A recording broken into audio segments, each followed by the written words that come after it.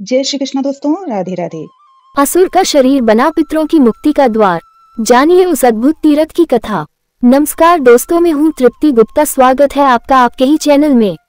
आज की हमारी यह जानकारी आपके लिए महत्वपूर्ण होने वाली है, इसलिए आप हमारे साथ वीडियो के अंत तक बने रहे। तो आइए लेते हैं इन सभी विषयों पर विस्तृत जानकारी। क्या आपने कभी सुना है कि किसी असुर का शरीर पितरों की मुक्ति का स्थान बन गया? हाँ दोस्तों, एक ऐसा तीर्थ है जहाँ से आत्माएं सीधे वैकुंठ का मार्ग पकड़ती हैं। आज हम आपको बताएंगे उस अद्भुत और रहस्यमय कथा के बारे में।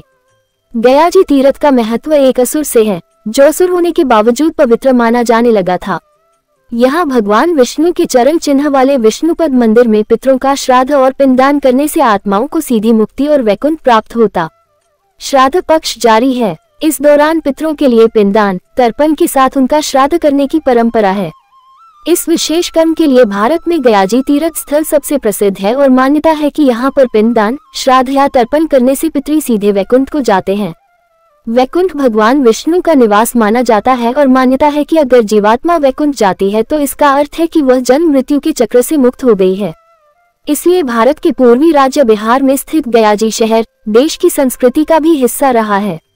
जीवन के 16 संस्कारों में अंत्येष्टि आखिरी संस्कार होता है, लेकिन मानवीय जीवन के संबंध यहाँ खत्म नहीं हो जाते हैं, बल्कि माना जाता है कि पूर्वज पितृ देवता के रूप में स्थापित हो जाते हैं और एक सकारात्मक ऊर्जा के रूप में उनका जुड़ाव अपनी संतानों से बना रहता है।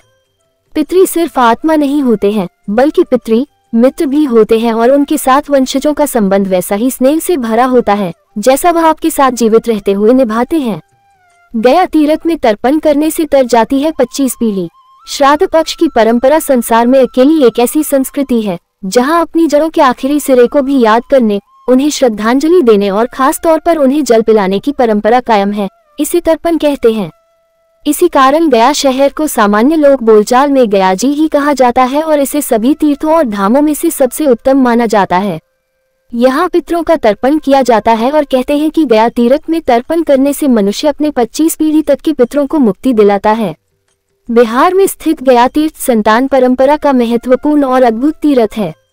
तीर्थराज प्रयाग और ऋषिकेश की ही तरह गयाजी को भी पुण्य स्थल माना गया है। पितृपक्ष के अवसर पर यहाँ पितरों को तर्पण आदि किया जाता है। मान्यता है कि सर्वपितृ अमावस्या के दौरान गयाजी में पितरों को पानी देने से वह तृप्त होते हैं और वैकुंठ को जाते हैं। गया में है भगवान विष्णु का विष्णुपद मंदिर। गया तीर्थ की इस महत्ता का कारण है यहाँ स्थित श्री विष्णुपद मंदिर। भगवान विष्णु के चरण कमल की छाप पद चिन्ह वाले इस मंदिर को विष्णुपद मंदिर कहा जाता है। यहाँ एक विशाल शिला पर भगवान विष्णु के चरण चिन्ह अंकित हैं, इसलिए इसे धर्मशिला के नाम से भी जाना जाता है। ऐसी भी मान्यता है कि पितरों के तर्पण के बाद इस मंदिर में भगवान विष्णु के चरणों के दर्शन करने से दुखों का नाश होता है और पूर्वज पुण्यलोक को प्राप्त करते हैं। फल्गु नदी के पश्चिमी किनारे पर मौजूद यह मंदिर श्रद्धालुओं के अलावा पर्यटकों के बीच भी काफी लोकप्रिय है। श्रद्धालु इन पदचिन्हों पर लाल चंदन का लेप करते हैं, उसे साक्षी भाव से मस्तक पर लगाते हैं। इस शिला पर गदा, चक्र, शंख आदि अंकित किए जाते हैं। ये परंपरा भी काफी प्राचीन काल चली आ रही है और इसी मंदिर से जुड़ा है गया तीर्थ के नामकरण का इतिहास। जानकर आश्चर्य हो सकता है, जिस गया तीर्थ को सभी तीर्थों में उत्तम माना गया है, वह तीर्थ एक असुर के नाम पर पड़ा है। वायु पुराण में है गयाजी की कथा। वायु पुराण में बड़े ही विस्तार से इसकी कहानी दर्ज है। ये रहस्य देवर्षि नारद ने ब्रह्मा जी के 4 बाल मानस पुत्रों सनकादि ऋषियों से पूछा था। उन्होंने पूछा कि गयाजी तीर्थ का क्या महत्व है और इसका नामकरण कैसे हुआ।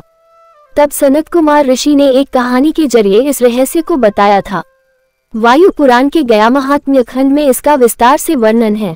गयासुरः कत जातः प्रभावः किं किमात्मकः तपस्तप्तम् कर्तव्यं कत तेन पवित्रता। सनत कुमार उवाच विष्णुनाभिन् समुत्पन्न पद्म तस्मात् पितामहः प्रजाः सृजित्यसं प्रोक्तम् पवित्रं तेन विष्णुना।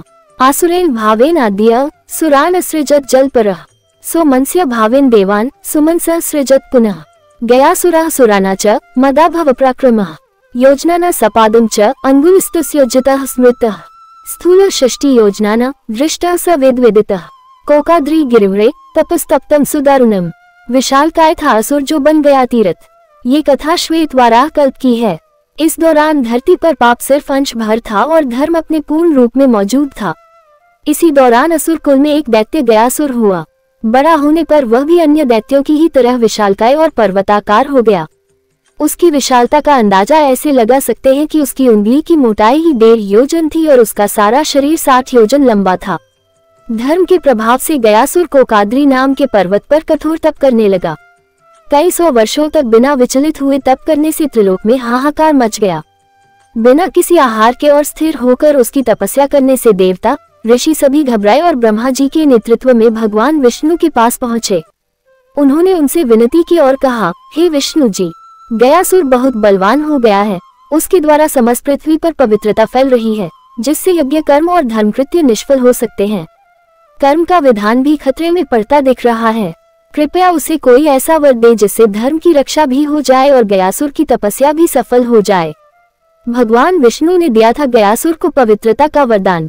जब भगवान विष्णु गयासुर के सामने आए तो उसने कहा, आप मुझ पर प्रसन्न हैं तो मेरी देह को ऐसा पवित्र कर दीजिए कि जो उसे देखे स्पर्श करे वह सीधे मोक्ष का अधिकारी हो जाए और उसे वैकुंठ या शिवलोक से कम कुछ न मिले।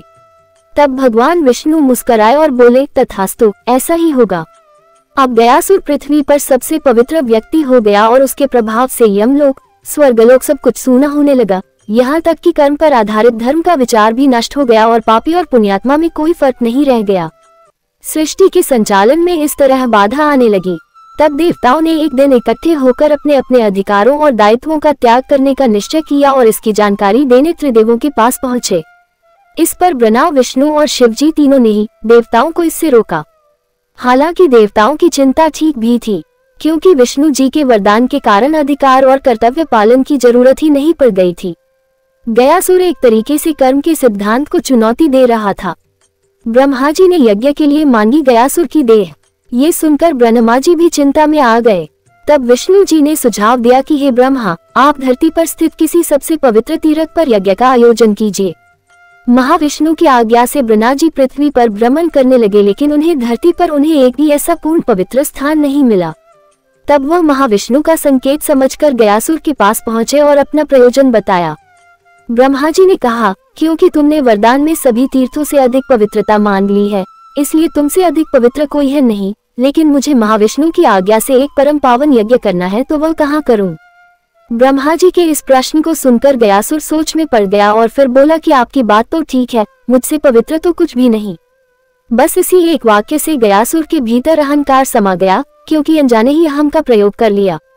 मुझसे पवित्र कुछ नहीं से उसके भीतर अहंकार का विकार आया।